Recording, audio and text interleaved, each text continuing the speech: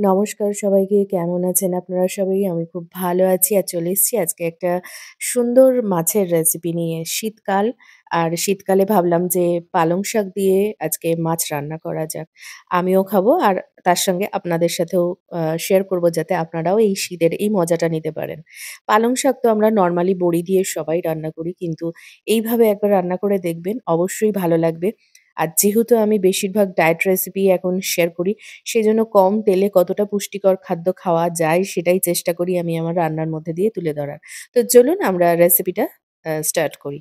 ১ম এ আমি মাছগুলো ধুয়ে নিয়ে নুন হলুদ মাখিয়ে নিয়েছি। এতগুলো মাছ আমি রান্না করব না।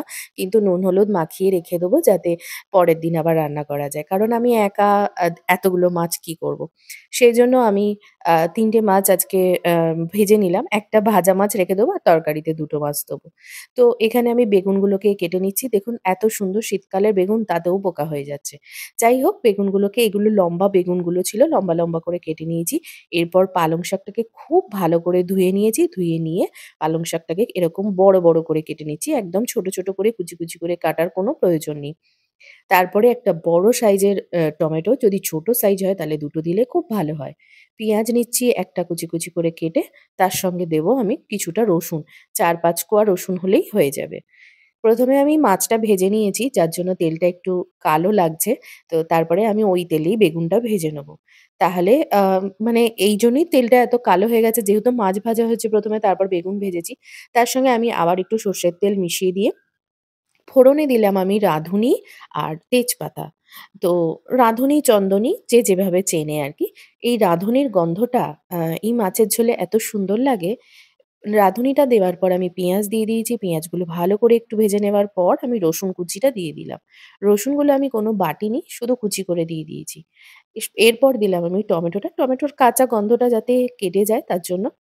এই রান্নাটায় আপনারা আরেকটুও তেল ব্যবহার করতে পারেন। আমি যেহেতু আ একটু হেলথি খাবার খেতেই পছন্দ করি। আগে আমি জানেন তো খুব বেশি তেল দিয়ে রান্না করতাম। কিন্তু এখন তেল খাওয়াটা অনেকটাই কমিয়ে দিয়েছি নিজের স্বাস্থ্য ঠিক রাখার জন্য। যাই হোক, এখানে আমি পালং শাকগুলো দিয়ে দিলাম। সব মসলাটা ঠিকঠাকভাবে ভাজা হয়ে যাওয়ার পর, কারণ পালং শাক তো আর বেশিক্ষণ টাইম লাগবে না। তো কাঁচা লঙ্কা দিয়ে দিলাম। যে যেরকম ঝাল পছন্দ করেন অবশ্যই সেই হিসেবেই দেবেন। আমি যেহেতু একটু ঝাল খাই সেজন্য একটু বেশিই দিই। হলুদ আর ধনেপাতা দুটোই দিয়ে দিলাম। ধনেপাতা এখন একটু দেবো আর লাস্টে একটু দেবো। এই ধনেপাতাটা দিয়ে আমি একটুখানি কষাতে চাইছিলাম আরকি। বেগুনগুলো ভালো করে একদম ভাজা আছে, তাই বেশি নাড়ানো-চাড়ানোর খুব বেশি প্রয়োজন নেই। এবার আমি নুন দেবো। আগে থেকে নুন দিলে সব গলে যেত। দিয়ে দিলাম একটু গরম জল। কারণ মাছের ঝোল বা যেকোনো আ ঝোল রান্না করার সময় গরম জল দিলে কি হয়? স্বাদটা ঠিকঠাক থাকে। ঝোলটা যখন ফুটে উঠবে তখন আমরা দিয়ে দেবো মাছগুলো। আমি এখানে ২ টো মাছ দিয়েছি। আপনারা এখানে ৪-৫ টা মাছ দিতেই পারেন। কারণ তরকারিটা অনেকটাই। যেহেতু আমি সবজির পরিমাণটা বেশি খাই, ভাত খাই না। তো সেই কারণে আমি সবজিটা অনেকটা করেছি। ঝোলটা মোটামুটি হয়ে এসছে। আ ধনেপাতা দিয়ে আমি নামিয়ে নেবো। ওপর থেকে দিয়ে দিলাম আরো ১-২ টো কাঁচা লঙ্কা, যাতে গন্ধটা খুব ভালো আসে। কারণ কাঁচা লঙ্কার গন্ধর একটা আলাদাই মানে মজা। আমার তো খুব ভালো লাগে। তো নামিয়ে নিয়েছি আমি। বিশ্বাস করবেন না, শীতের দুপুরে গরম, গরম ভাতের সাথে এই পালং শাক দিয়ে বেগুন দিয়ে মাছটা একবার ট্রাই করবেন। রুই, কাতলা যেকোনো মাছ দিয়েই ট্রাই করতে পারেন। খুবই ভালো লাগবে, খুবই টেস্টি হয় আর স্বাস্থ্যের জন্যও অনেকটা ভালো।